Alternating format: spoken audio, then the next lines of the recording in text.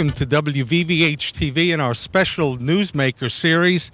Today we're at the Christian Cultural Center, where the chairman of the Republican Party has come here to meet with black leaders to find out more about how the Republican Party could be more responsive to the black community. Stay with us.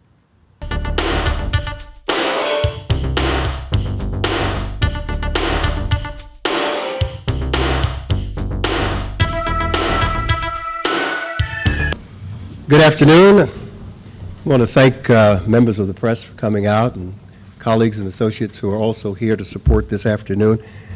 I think this is a very, very important occasion that may become a catalyst for some interesting changes going forward. Let me first thank and commend the RNC Chairman Priebus for his outreach efforts and his tour that's going across the country, and of course Chairman Cox for being here as well and starting the dialogue with me back in September. And it has really been the genesis that has led to this particular moment and hopefully some great things moving forward. I heard someone say that recently that the powerful yet graceful American eagle requires two wings to fly, a left wing and a right wing. And I thought that was a great metaphor to talk about our political system and the need for at least a two-party system. Because a strong two-party system allows for we the people to have firm choices about the governance of our nation. And over the past 100 years, of course, we know, and I'm glad that the Republican Party is expressing their understanding that the demographics of we the people has changed. And that demographics has to now almost be reintroduced to certain core values that the Republican Party has always upheld. That new demographic has to come to like, trust, and respect GOP policies. And they must know that those policies are not rooted in racism, discrimination, sexism, or turning back the clock of progress. This new demographic has to come to appreciate that the GOP can offer alternatives to the failures of progressive intervention. Today, this meeting is about change. It's an event, but change is not an event, it's a process.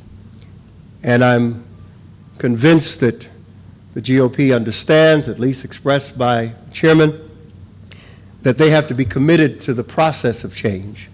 Committed financially, committed in resources, committed in program. So I think it's very fitting that we're here today, especially since this seems to be Reach Out and Touch Month.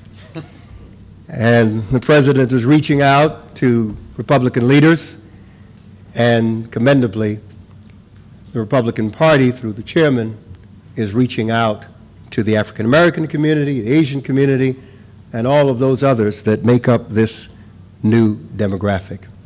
So without further delay, let me first introduce the state chairman, Ed Cox.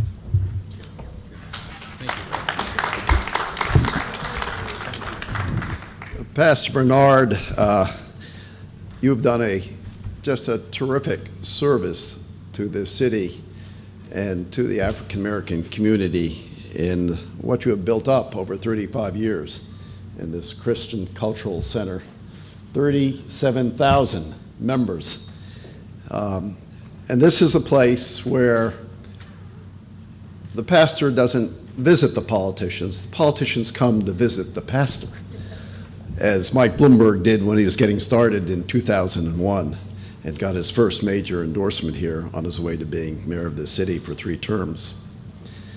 And so this is a fitting place for the chairman of the Republican Party nationally to come to seek the views of people of color. And Pastor Bernard has assembled that group here, leaders from around the city and also the country. And Chairman Priebus has been traveling around this country from Georgia to California to Washington State to Colorado to Iowa and now here to New York City to hear the views of all the diverse communities that make up our great country. And it's very fitting that he be here in New York City, a city that was built on different ethnic communities and deals with different ethnic communities every day. Chairman Priebus, just 2 years, a little bit more than 2 years ago, was elected chairman of the party at a time when the National Party had to rebuild itself. And he has rebuilt it to a level where now he can start building these bridges to all the diverse communities that make up America to become part of our party. So our party is truly representative of America. Chairman Priebus. All right, thank you, Ed. Appreciate it, thank you. And I want to thank Reverend Bernard and Chairman Cox for opening up this incredible venue, and especially the Reverend for just his heart in wanting to help our party and help me in particular learn and do a little bit more listening and doing a little less talking. I think that's something that our party can learn from. That's what today is about. It's about learning, it's about listening, and I've got to tell you, we've been doing a whole lot of that around the country. I think in particular, one of the things that I find to be consistent is that we haven't tried to make the sale. And if you're going to get the order, you've got to show up and try to make the sale. You've got to ask. You've got to show up. I'm not going to make excuses for the past, but I will tell you that when you have a party that's $26 million in debt, can't pay its bills or its staff, it's pretty hard to be that big, grassroots, community-based organization that I know we need to be. You can't get to know people, and you can't have authentic relationships if you parachute in 4 months before an election. You're not going to move anybody. And so we're entering into a world where we've found ourselves as a party sort of bragging about all of the work we're doing, except the problem is we're comparing ourselves to ourselves. And we've got another side of the equation, I would say a real quality of contacts issue, and what I'm talking about is the difference between showing up 4 months before an election and the other side who's been in the community for 4 years straight, building relationships. And then when it comes to election day and asking for that order, guess who wins? The people who have been there, the people who have authentic, real relationships across the board. This is not going to be a simple, easy change, I think, for our party in the sense that what we're talking about is not just a party. I promise you, I'm not looking for two good headlines by hiring a couple folks down the hallway at the Republican National Committee. That's not going to change anything. That's going to move the dial at all. What we're trying to figure out today in similar sessions is what do we need to do in an extensive community-based way that's going to move the dial for our party in a real way across America over the next 2 and 4 years. I personally think it's going to take not just a few people, but potentially hundreds of people through paid and unpaid and volunteer organic growth that's going to make the difference. And I also have to tell you, we have to have the long view of this. It's not going to be something that I think is going to be resolved in a year. It could be 4 years. It could be 8 years. It could be 12 years. Whatever the case is, we know that we can't build the relationships that we need in order to be successful on Election Day by showing up a few weeks or a few months ahead of time. It's just not going to work. And secondly, it's not right. And so we can't tell the history of the Republican Party. We can't tell people why we're Republicans or what it is about the Republican Party that can help us make the sale if we never start. And so I think that has a lot to do with it. Today's about listening, and today's a start. I'm not coming here with all the answers, but I am coming here with an open heart, or an open mind, and a serious drive to once and for all begin the process of fixing these demographic problems that are clearly a problem in our party. And that's how I come to you today. And that's why I'm grateful for the Reverend in opening up this beautiful and successful place of renewal and revival. And we're hoping that we can get a little piece of that as well at the Republican National Committee. So with that, I'd be happy to answer a few questions, and I'm sure Chairman Cox and the Reverend would as well. But why don't we just fire away? Who's first? Okay, she's going to direct traffic. You talked about making the sale, but what is the pitch? I mean, what is it that you think, what are the values that the party has in common with people here, here in the black community in Brooklyn that make it? Well, okay, well, first of all, there is no pitch if you don't show up. That's number one. So we can have a great pitch, but if you don't show up to make the pitch, it doesn't matter what the pitch is. But I believe that freedom, opportunity, I believe that that better paying jobs, I think that explaining what our positions are for why do you want, what is the benefit of lowering a business tax rate on small businesses, how does it affect jobs, how does it affect take-home pay, how does it affect folks' ability to pay for tuition for their kids and grandkids. Our position on school choice, our position on charter schools, our position that every parent, no matter where you live, should have at least some ability to send your child to the school of your choice. I think that's a position that our party has been a champion of, but if you don't show up and make the sale, you can't make the case. I think that it's the history of the Republican Party. We are the party of equality and freedom. We do have a rich history that needs to be told, but when's the last time you heard any Republican, no matter where they're campaigning, on a piece of paper say, I'm a Republican because? And so I also think that we've got a marketing problem as a party that we need to address as well. And we're going to be laying some of that out next Tuesday when we, on the 18th, I think that's a Monday actually, when we set forward some of the plans that we're going to put in place that are going to include the specifics of what we need to do, I think, as a party to start getting ourselves back on the rails. Gentlemen. Hi. Thank you for being here. Reverend Michael Faulkner. I'm from Harlem. 2 years ago, I ran for Congress as a visible Republican. The question I have for you is, typically, resources have been tied to winnable elections. That was all I heard when I was down in Washington, when I was at the RNC and talking. And in districts like ours, especially in New York, they are very difficult races simply because of the entrenchment of the other party. Are you, and I know Pastor Bernard, there's very few people in this world that I think more highly of than him. And I know he will hold you accountable to everything you say here. My question, I know that. My question for you is, are you, and speaking for the party, really prepared to apply resources in a way over a long term, even if that's not going to result in immediate elections that are winnable? One of the folks that I've become pretty close to is a former, long time ago chairman of the RNC by the name of Bill Brock. I don't know if that name rings a bell to y'all, but he took over the party after Watergate. And one of his recommendations for our party, which we're going to be putting in place, is something, and I'm not going to do this the whole time here in giving away where we might be going.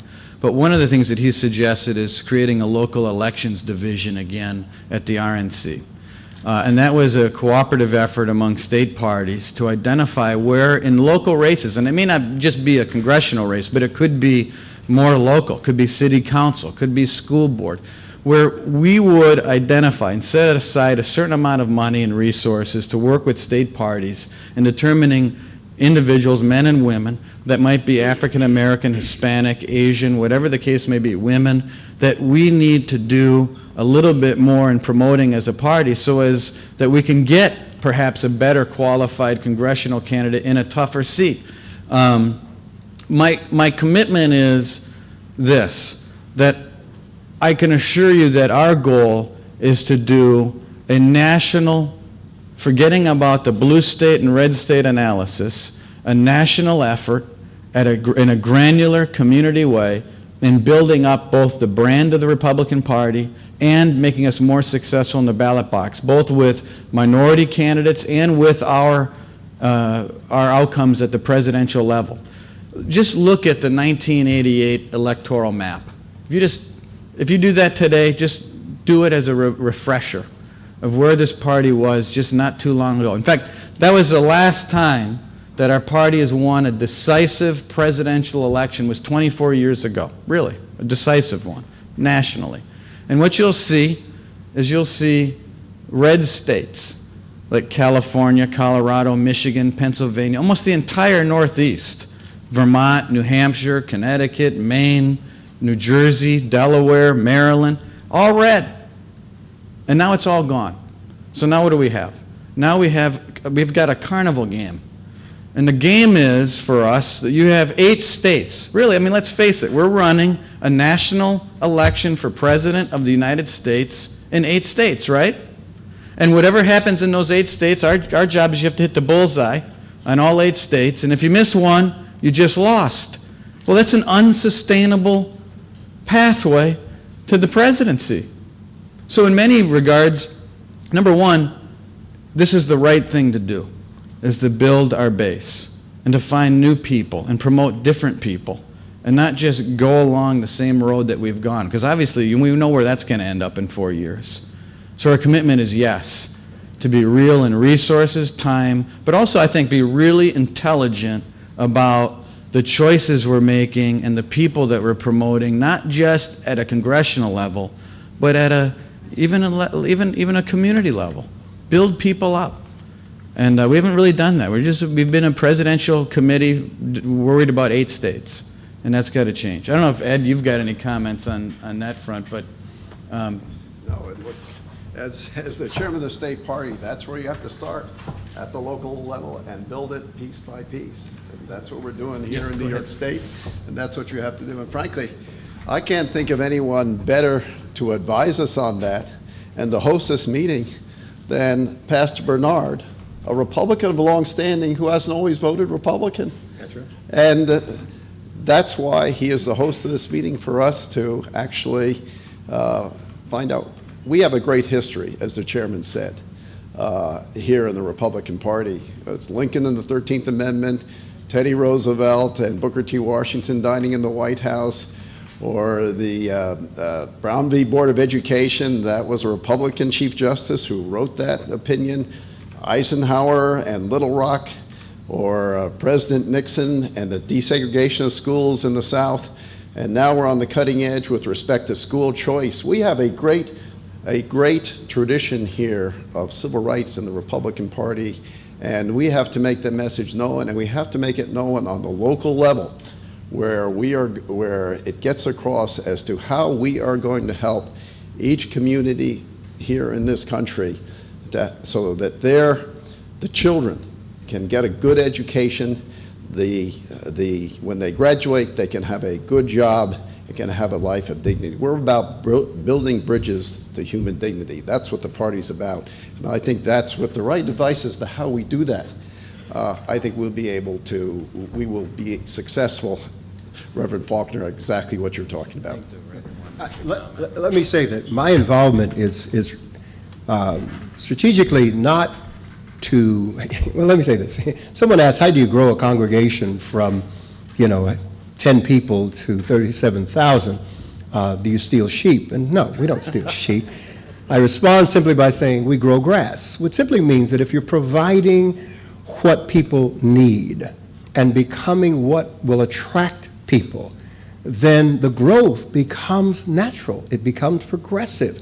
And I think that's what the party is talking about, becoming the kind of party that will attract people to it that were not attracted before. Question from the media. Sir.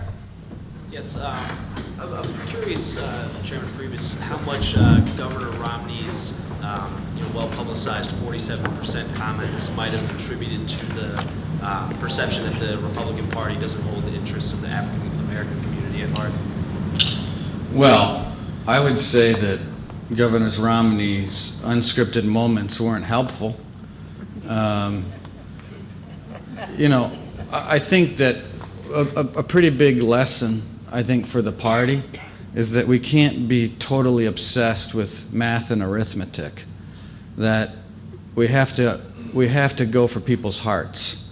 We can win the math war, but if you're not winning the heart war, you can't win an election. And if you think that the only thing that matters is the question of jobs and the economy, we learned a pretty big lesson, because Mitt Romney actually won on the question of who do you think would be better for jobs in America. He won on the question of who do you think would be better for the economy, except when it came down to who cares about you and who do you like, well, he lost that about 80-20. And so I think that all goes back to relationships, what I said from the very beginning, getting to know people, telling your story.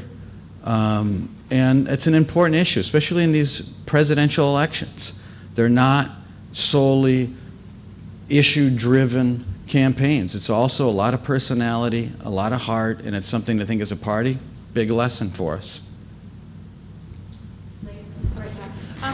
You talked about the winning hearts and minds. What about the issues that really do separate the Republican Party from a lot of African Americans? Things like voter ID that are perceived as targeting black voters to keep them from the polls. Things like your predecessor attempted to stand up at one point to Rush Limbaugh or to some of the people in conservative entertainment who make negative representations of black people all being on welfare. These attitudes that aren't really addressed by Republican officials, by yourself. What about those issues? think, you know what I think too? I think it's also a matter of being a welcoming party. Here's what I mean. Ronald Reagan used to say that my 80% friend is not my 20% enemy. We have to get back to the time, and me as chairman of the party have to repeat from a mountaintop that any person that wants to walk in that door and be a Republican and support our candidates is welcome in our door.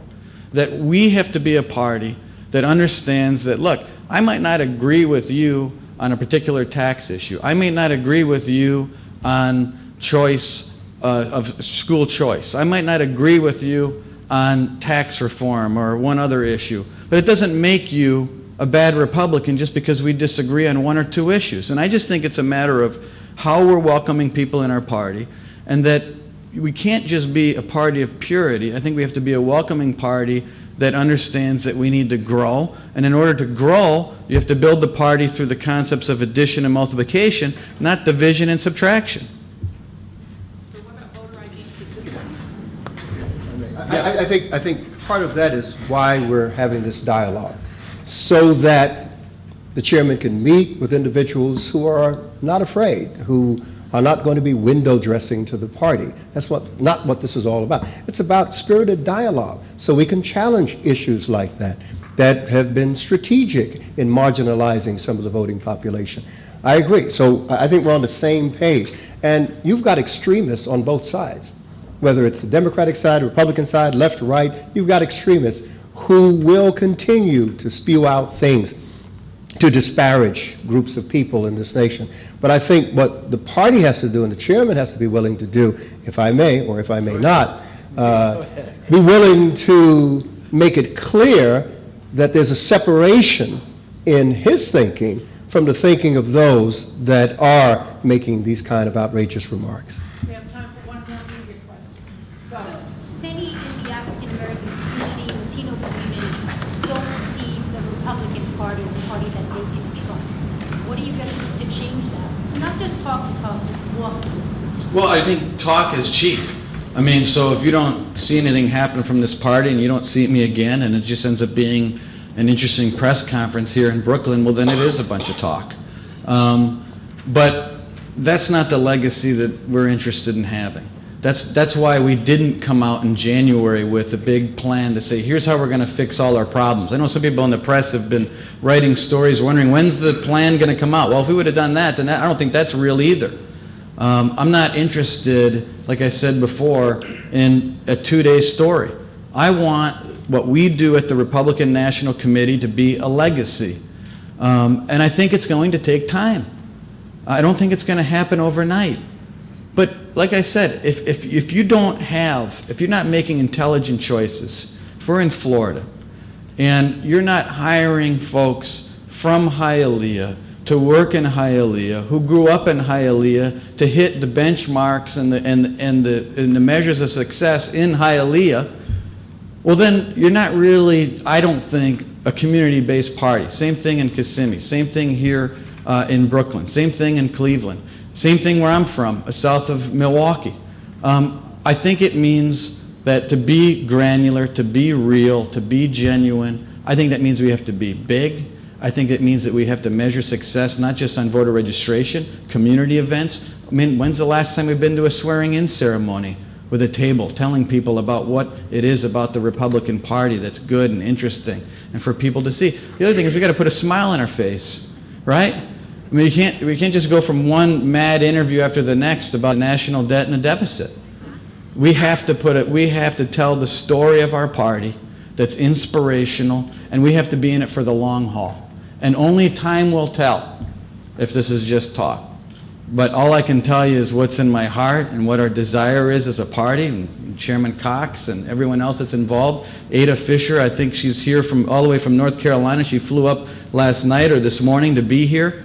She's a member of the Republican National Committee that flew up here because this is real. This is not just a press conference. And so that's where our heart's at, and that's why we're here to listen, and that's what we're going to do. I appreciate everyone being here. God bless you. If we keep going, then we're not going to have enough time for listening, and it's going to be me doing a lot of talking. So thank you very much, and God bless. Thank you. So the first thing is I want to thank the Reverend for opening up this venue. We've been going around the country really just listening to people and listening as to what they think that we could be doing better. The question we really want to hone in on is when you're out there and you're watching these campaigns take place, or what you even perceive to be taking place, even if it's in a battleground state that you hear things that the Democrats are doing and we're not, what are the things that you believe that the Democrats are doing really well that either we're not doing or we do so poorly that it drives you crazy and you wish that we would and we don't? And so just think about that, because that's the general direction that we want to go to. We want to figure out what is it that you believe is effective in both building relationships and ultimately having more success at the ballot box that they do and we don't. So why don't we just start out by everyone introducing themselves and where they're from, and then we'll get on with circling back around with some more thoughts as to what we can do to improve. Why don't you go ahead? I'm Dr. Ada Fisher. I am the Republican National Committee woman for this great state of North Carolina, where we have a Republican governor. We control the House. We control the Senate. They can't control my mouth.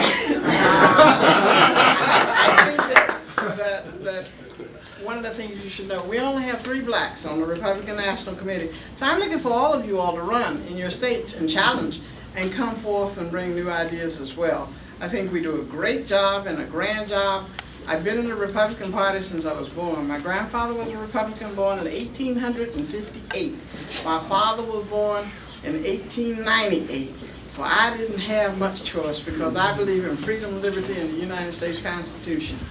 All right. Thank you for joining us. For WVVH-TV, I'm Ernie Shimizi.